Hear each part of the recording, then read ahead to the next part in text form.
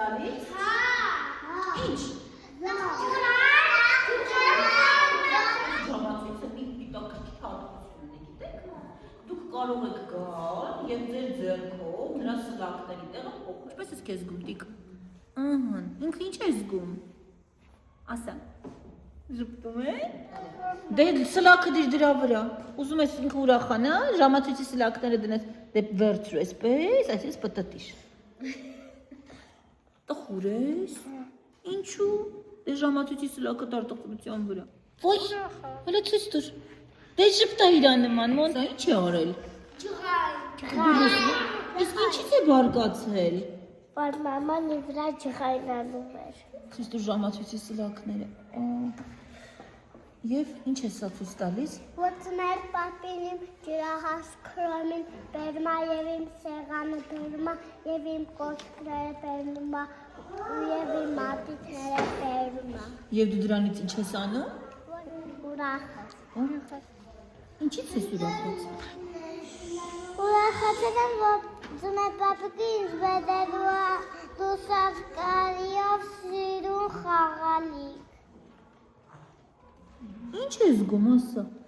Ջղայն։ Ինչու է բարկացել։ Որովհետև հայրիկս չի թողում կոնֆետ անել։ Իսկ որ կոնֆետ նվիրենք կուրախանաս, Այո։ որ ուրախանաս սլակը որտեղ կգնա։